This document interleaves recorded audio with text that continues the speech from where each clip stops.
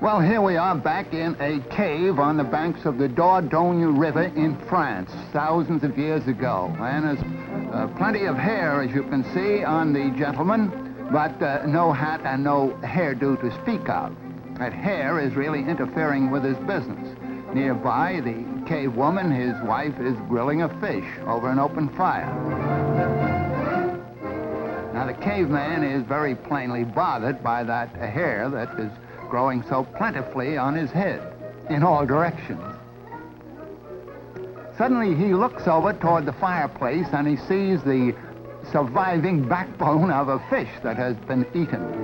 And it gives him an idea.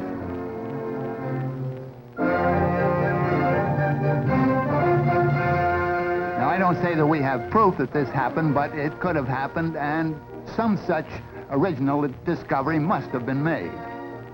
Now, see what he does with the backbone of that fish. Puts up his hair as best he can and uses the backbone, or part of it, as a side comb to hold it in place.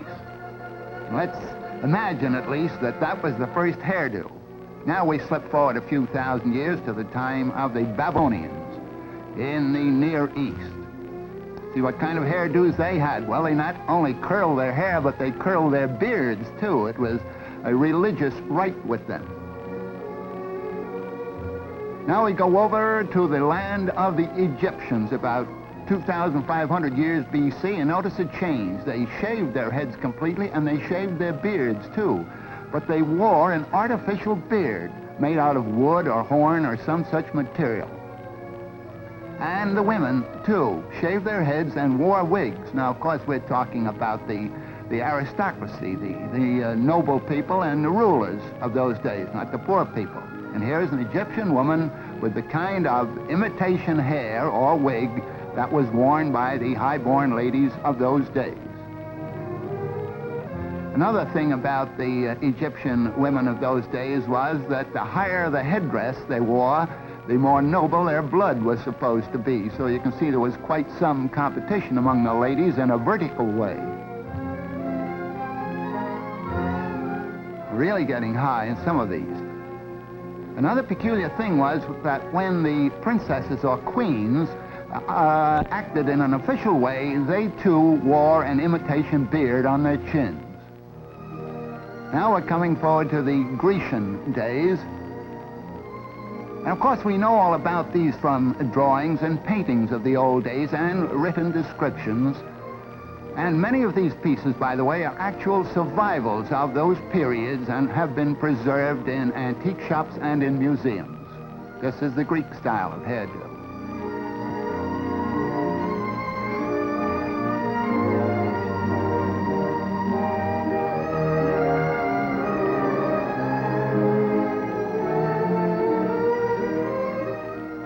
Of course, at all ages, a scarf was often used as a covering for the hair, with or without a hat on top of that.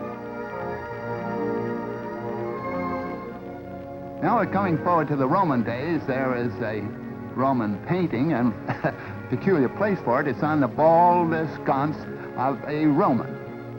And here we have one of the Roman ladies of the court of Augustus Caesar.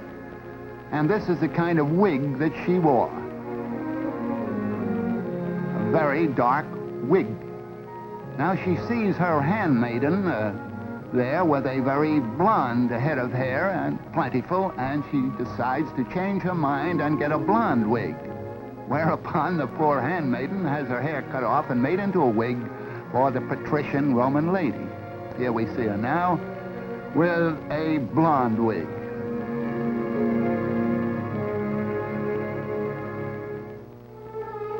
Well, we'll step forward about 1,000 years into the beginning of the medieval period. And this is the way the high-born young lady wore her hair then, in long ringlets, when knighthood was in flower. Of course, when she got married, she wasn't allowed any such frivolous decoration. Had to put her hair up in braids that were covered like this. Of course, the braids may not be quite as long as the covering would indicate.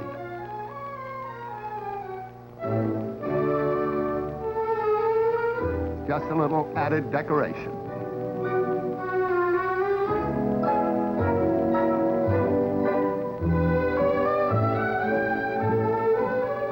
Just another example of the scarf wrapped around. This young lady does not have a toothache or an earache. She is just increasing the wrapping around her hair on her head, and it gradually got to an exaggerated fashion. More and more of the face and hair were concealed until we got to this type, which became popular in Brittany, in France, hundreds of years ago. And then we had also in medieval days a sort of dunce cap idea. And once an idea was formed, why, they carried it out to the extreme. So here we have the double dunce cap, and even further the triple and quadruple dunce cap idea.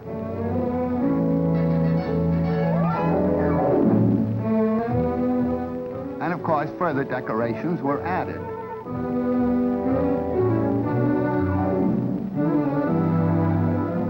This is a millinery display of the medieval period. Now we come to what I call the antler type of hat. Looks something like the spread of antlers of a water buffalo or some African gazelle.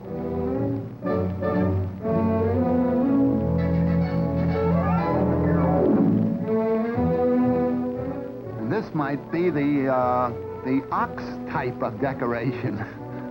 This was popular, by the way, in England, about the time of Ivanhoe and Richard the Lionhearted. Only for high-born ladies, of course. And then, of course, the men weren't going to be completely left out of the picture. Here's a gentleman with a tall vertical hat. And just in case of a change in the weather, notice that he has a different type of hat slung over his back.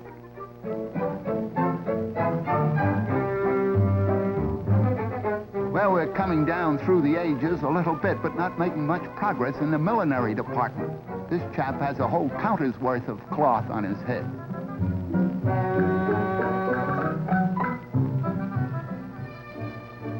Now, this is on the neat side, but that hairnet is studded with precious jewels. In this case, it's the first cost and not the upkeep.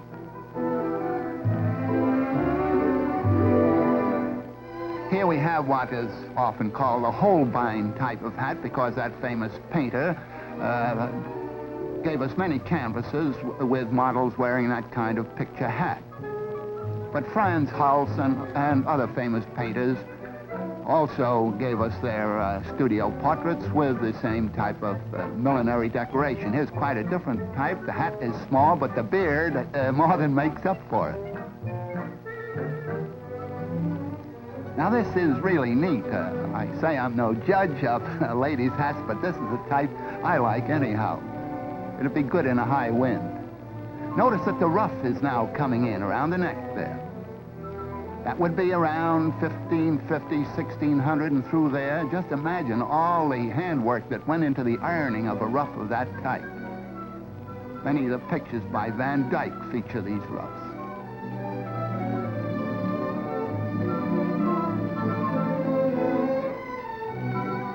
Here we're going into the vertical decoration again. You notice how it switches from the horizontal to the vertical and back again. High, low.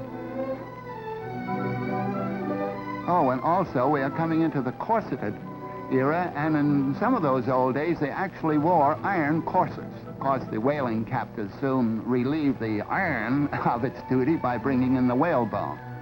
This is just a simple country costume. I'm glad to say they've relaxed on that iron stuff. And here we have a lace bodice and a straw hat.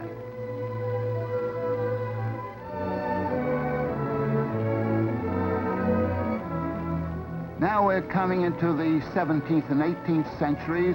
This is a model of a painting by Van Dyck. And so I haven't time to come on down to modern days, but as far as we've gone, I leave it up to you to know whether or not we've made much progress in hairdos and costumes and hats.